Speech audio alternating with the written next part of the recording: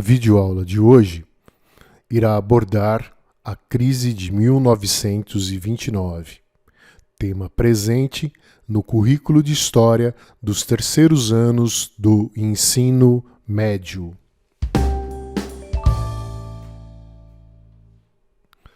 Os Estados Unidos se tornou a maior potência capitalista do mundo pós Primeira Guerra Mundial.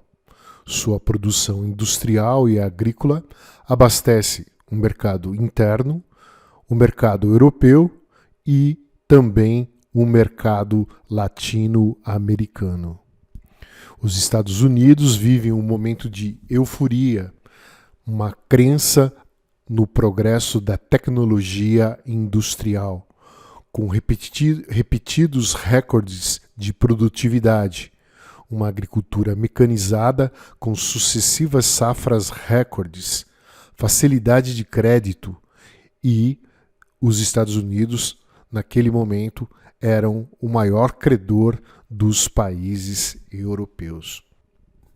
No gráfico sobre a produção norte-americana entre 1920 a 1929, é possível perceber esse elevado crescimento em vários setores da economia norte-americana. Então, por exemplo, no setor de carvão e petróleo, houve um crescimento na ordem de 156%. No setor de veículos, mais de 255%. No setor de aparelhos elétricos, mais de 300%. No setor de refrigeradores, mais de 900%.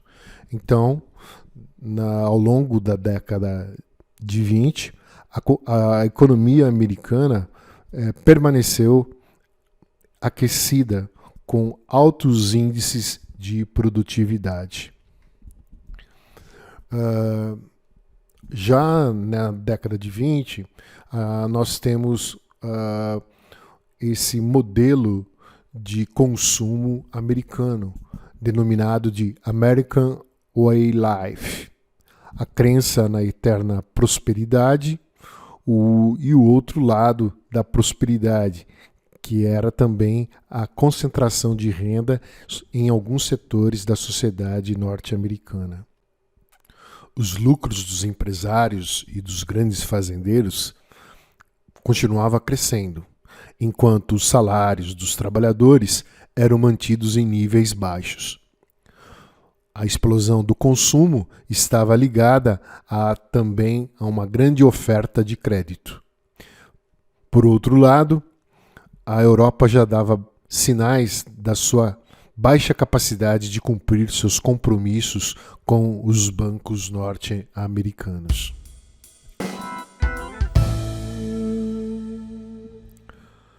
A especulação com ações de empresas que foram criadas apenas para controlar outras empresas. Eram entidades financeiras que nada produziam, mas que contribuíam para que os investidores ganhassem muito dinheiro comprando e vendendo ações. Era a especulação na chamada Bolsa de Valores. O mercado de ações estava muito aquecido. Muitas pessoas decidiram investir na Bolsa de Valores, mesmo desconhecendo as regras do mercado acionário. Muitos investidores chegavam mesmo a contrair empréstimos em bancos para comprar ações e revendê-las com lucros. A recuperação da economia europeia era apenas uma questão de tempo. O mercado europeu não seria eternamente comprador. Ao longo dos anos 20, a indústria e a agricultura do velho continente começaram a reagir, fazendo que as importações norte-americanas fossem gradualmente sendo reduzidas. O progresso técnico industrial gerava mais desemprego e a queda no poder aquisitivo do trabalhador. Salários menores, queda no consumo. O mercado interno não era capaz de absorver toda a produção excedente. Já no final da década de 1920, a situação começa a se complicar. Os produtores agrícolas não encontram compradores para os seus produtos. O setor industrial reduz o ritmo de produção, aumenta o desemprego e aumenta a queda do consumo.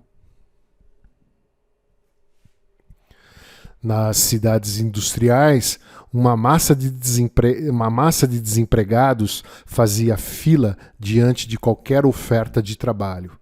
Os bancos começavam a restringir a oferta de crédito.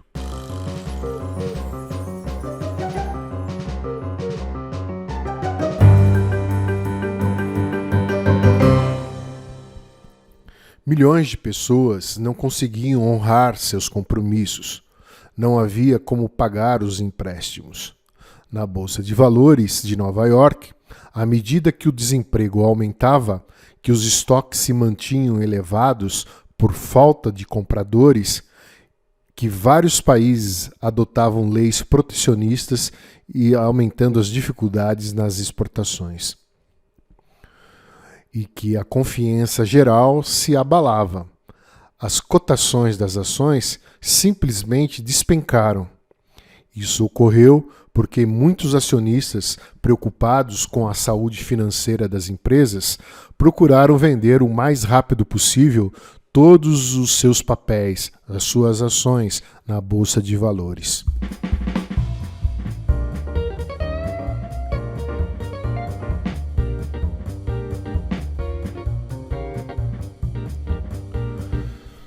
Na terça-feira, dia 29 de outubro de 1929, ocorreu o crack da Bolsa de Valores de Nova York.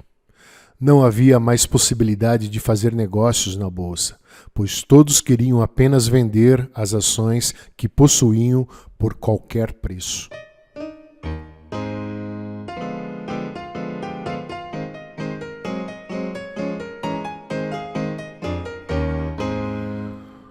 A crise se propagou rapidamente. Ao retirar os investimentos realizados na Europa, os capitalistas norte-americanos precipitaram a crise nesse continente. Nos Estados Unidos, os fazendeiros arruinados pela crise não tinham como manter as suas propriedades hipotecadas com os bancos, pois não conseguiam salvar os empréstimos contraídos. Pequenas e médias empresas fecharam as portas. Mais de 9.000 bancos faliram entre 1929 e 1932. Os Estados Unidos enfrentam a mais grave crise do capitalismo, a mais profunda recessão até então. Redução da atividade industrial, redução dos salários, mais desemprego. O mercado interno não era capaz de absorver toda a produção excedente. Havia muita produção, tanto agrícola quanto industrial, mas não havia quem comprasse essa produção. Com a retração do comércio internacional, o índice de desemprego dentro dos Estados Unidos alcança 15 milhões de pessoas. Aumento do subemprego, perda de propriedades, aumento da criminalidade. O período mais intenso da crise foi entre 1929 a 1932. Com o protecionismo econômico europeu, houve o agravamento das relações comerciais internacionais. Ninguém vende, ninguém compra. Do ponto de vista político, a crise contribuiu para que os regimes totalitários se consolidassem no poder, como foi o caso do nazismo na Alemanha. A crise abalou a crença nos princípios do liberalismo econômico. A partir da década de 30, vários governos adotaram medidas de intervenção estatal na economia, como forma de superar os problemas gerados pela crise. Então, nós temos aqui o gráfico do desemprego nos Estados Unidos. Então, vejam, né, que a partir de 29 foi crescendo, dando aqui uma subida vertiginosa. Em 1933, alcançou cerca de 20 milhões de desempregados. E a partir aqui da implantação de uma política de recuperação econômica, que foi o New Deal, o desemprego começa lentamente a cair. E aqui teve uma sobrevida, né? O desemprego cresceu um pouco aqui entre 37 e 38, e a partir aqui da Segunda Guerra, o desemprego volta à normalidade. A fotografia Migrant Mother, a mãe migrante, de Dorothea Lange, uma das fotos estadunidenses mais famosas da década de 1930, mostrando Florence Owens Thompson, mãe de 7 crianças de 32 anos de idade, em Nipono, Califórnia, março de 1936, em busca de um emprego ou de ajuda social para sustentar sua família. Seu marido havia perdido o seu emprego em 1931 e morrera no mesmo ano. Então, na década de 30, nos Estados Unidos, era, né, com todo o desemprego, com pobreza, com miséria, com fome, foram surgindo as favelas americanas, que eram denominadas de Hoovervilles. Então aqui uma das Hoovervilles, surgidas durante a Grande Depressão, próxima a Portland, Oregon, Estados Unidos. A Grande Depressão causou pobreza geral nos Estados Unidos e em diversos países do mundo.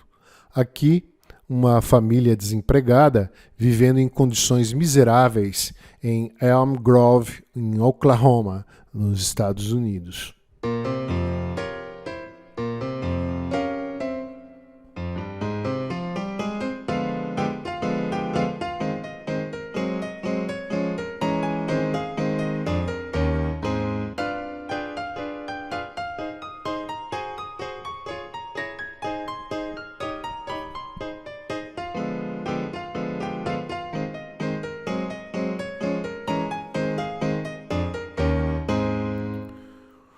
Em 1933, é eleito presidente dos Estados Unidos Franklin Delano Roosevelt, presidente entre 1936 a 1945.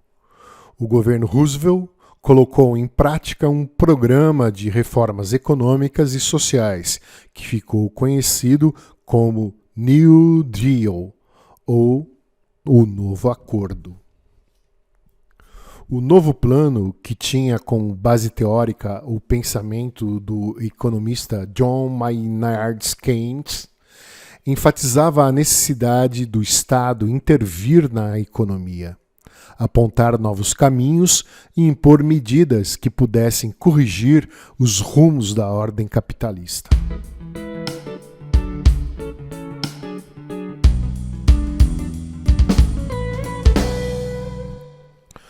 Então, os principais pontos do New Deal: a concessão de empréstimos governamentais aos fazendeiros arruinados. Muitos fazendeiros utilizavam-se desta linha de crédito para pagar empréstimos junto aos bancos. A criação de um banco cujos depósitos seriam garantidos pelo governo para financiar as exportações. Redução da jornada de trabalho para 8 horas para reduzir o índice de desemprego. A fixação de salários mínimos e a limitação da jornada de trabalho no setor industrial.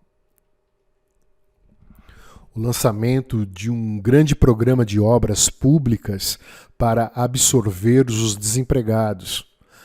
a criação do salário-desemprego, objetivando recuperar a confiança do povo no sistema e a capacidade de compra dos desempregados. A ampliação do sistema de previdência social. Ao planejar o reerguimento da economia norte-americana a partir de um conjunto de medidas que objetivavam reduzir os efeitos devastadores da crise, o governo Roosevelt mostrou um dos caminhos que as demais nações do mundo poderiam seguir. Então, esse modelo de política econômica e social foi seguida por vários governos pelo mundo nas décadas de 30 e 40.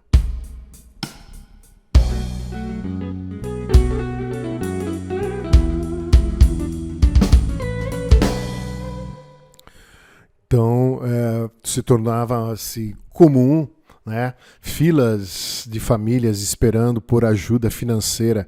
Diversos programas de ajuda social foram criados pelo governo dos Estados Unidos a partir de 1933.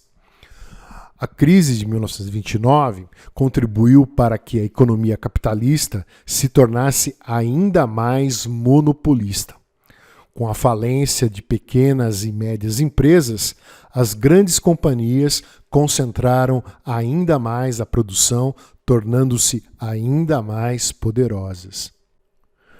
O processo de recuperação da economia norte-americana passava por um amplo acordo, um amplo consenso dentro do Congresso norte-americano, para que as medidas de estabilização econômica fossem implementadas. Entre elas, a Lei de Emergência do Sistema Bancário, a Lei de Recuperação da Indústria Nacional, o Programa Agrícola Federal, a implantação do seguro-desemprego, a Lei do Salário Mínimo, a Lei do Horário Máximo de Trabalho e a supervisão do mercado de ações.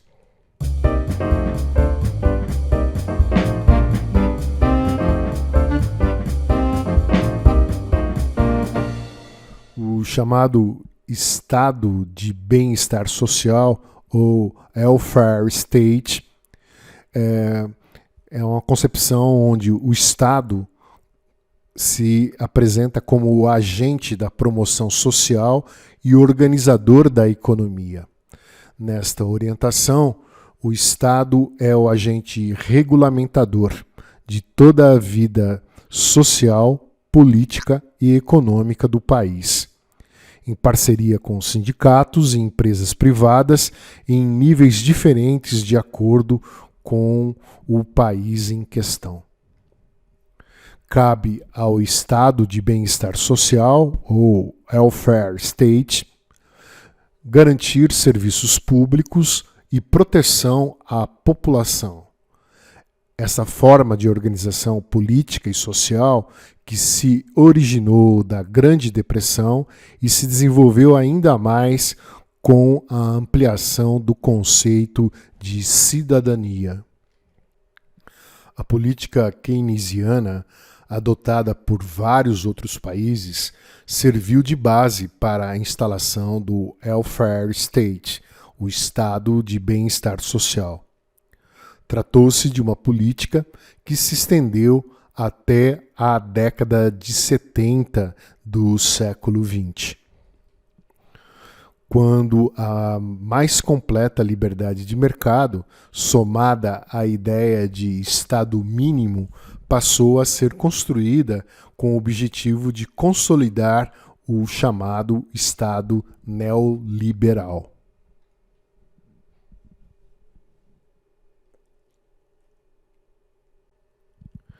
Então, a partir das últimas décadas do século XX e dessas primeiras décadas do século XXI, foi se consolidando em vários países do mundo essa concepção neoliberal de Estado mínimo, onde esses bens universais de acesso à saúde, educação, entre outros, foram sendo transportados para uma ótica de mercado.